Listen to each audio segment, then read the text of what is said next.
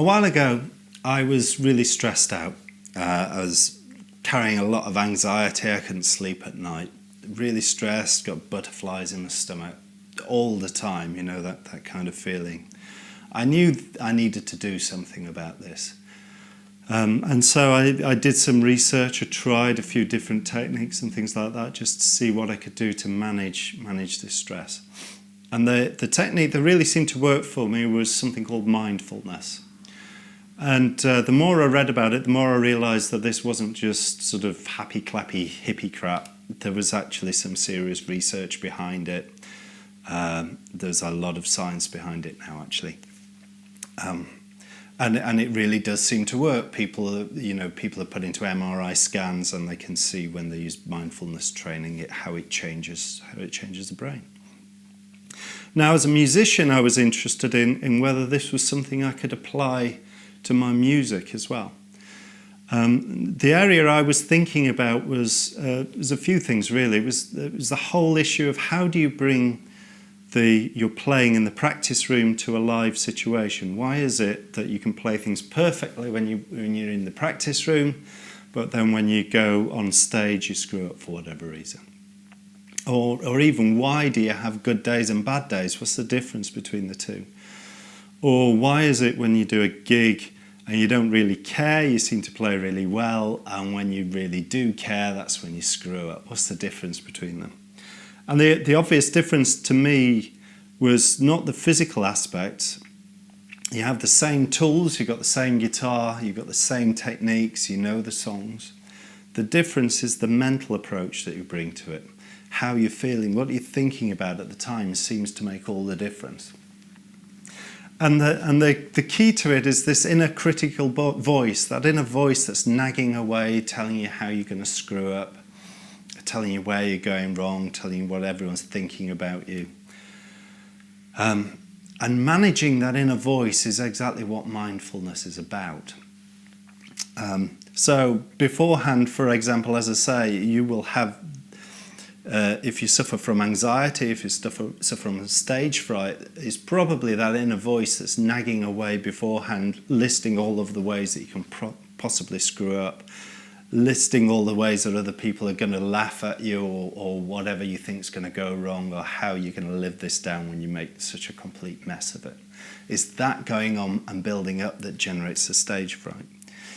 Or during the performance, it's your inner voice that's, consciously focusing on motor skills, stuff that you do unconsciously. Suddenly you're bringing your full conscious attention to fast guitar runs and things like that. And the conscious focus on that is the thing that screws up your motor skill. And of course, as soon as you screw up, that inner voice is the thing that's then nagging away, telling you how much you've screwed up and how badly you're playing now and how you better not screw up again. And of course you do. And then it's that inner voice that's telling you what all of your audience is thinking about the fact that you've screwed up and how they're all laughing at you and all that.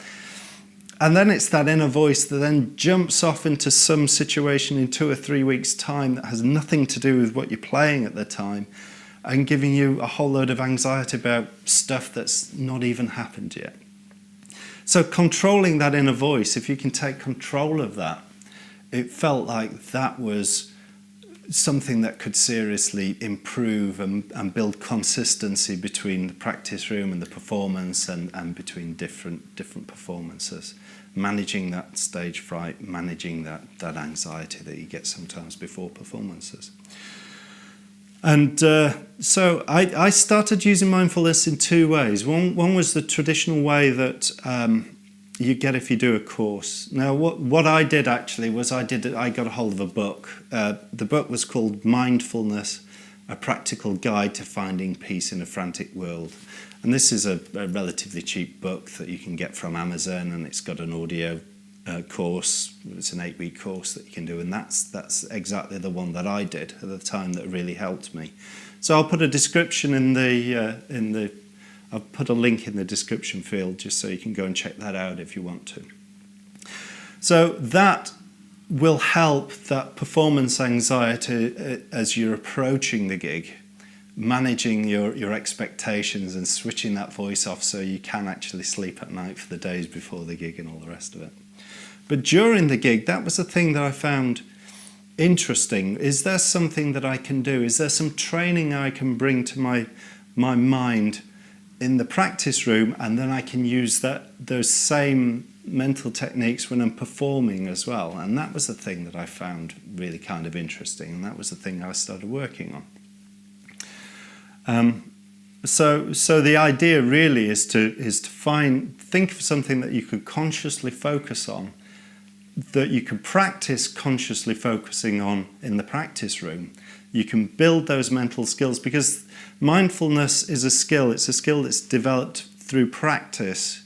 You need to work on it like any other skill, and the more you do, the more practice you give it, the better you get at it. So it felt to me, if I could practice being mindfully playing in the practice room, then I'd be able to reproduce that when I do a performance as well. And I tried a few different things. The first thing I thought I'd try was actually focusing on the movement of the fingers. But that really didn't seem to help. In fact, that had the opposite effect. And it's like most things that are a motor skill. If something's a motor skill, you're better getting your conscious mind out of the way of it. That just gets in the way. When you start fully concentrating on something that's a reflex, it starts to mess up your reflexes. At least that's what I find. So I tried the other end, the opposite end of the spectrum, the classic thing that you learn to focus on when you're first learning mindfulness is your breathing, the feeling of the breath going in and out of your body. And I tried that. Now, what I found there was that was too detached from the performance. Just focusing on the breathing was just too alien to actually playing the guitar. So I needed a sort of a halfway house between the two, sort of a 50% involved in the performance, but not so much that it gets in the way of my motor skills. And what I found the best thing to focus on was the feeling of the instrument, the sensation of holding the instrument. And for me, actually, it's the sensation of my left thumb against the guitar neck. I find if I focus on that, it's part of my playing, so it's involved in my performance. But it's not really, it doesn't really have a motor skill associated with it. So I can focus on the texture, the amount of pressure that I'm applying, and the feeling of the pressure in the neck, and how it feels as I move up and down the neck as well. And that seems to be the best balance for me, anyway, of something that I can focus on mindfully, that is involved in the performance, but not so much that it starts to mess up my motor skills.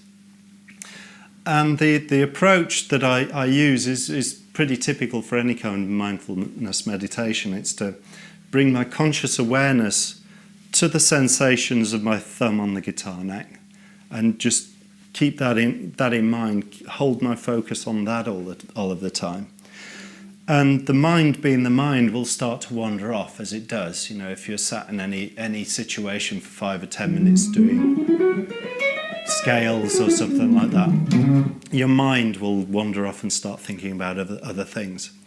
And then what you do is you catch your mind wandering off, and you bring it back to the area of focus, to the thing that you're focusing on. And you do that over and over and over again, and maintaining that conscious focus on the thing that you want to focus on. Now the other thing a mistake I made was to start to beat myself up every time that my mind drifted off, and that is basically that's engaging the critical thinking part of your brain again. As soon as you start criticizing yourself, it's that critical voice, inner critical voice, getting involved, and you want to get rid of that. So the best thing to do actually is to not criticize yourself, realize that minds wander because that's what minds do, and actually to congratulate yourself that you've actually spotted it and that you've got the skills to bring it back onto the thing that you want to focus on, because that's the thing that you're practicing. So the nice thing about this is something you can do. The audience doesn't know you do it. You can do it any time that you're picking up the instrument and you're playing, so you can always practice this. And it's an easy skill that you can then bring to the performance as well. And you if you like, you're taking both the song, the techniques that you've been working on, and the mental preparation. You can bring all of that as a package to the performance, and hopefully that allows you to get more consistency between the practice session and the performance. So as I say, give it a go. I think mindfulness is worth experimenting with anyway, but as I say, that's the technique that's helped me from a performance point of view as well, so maybe it'll help you. So anyway, good luck with that, and we'll chat next time. Goodbye.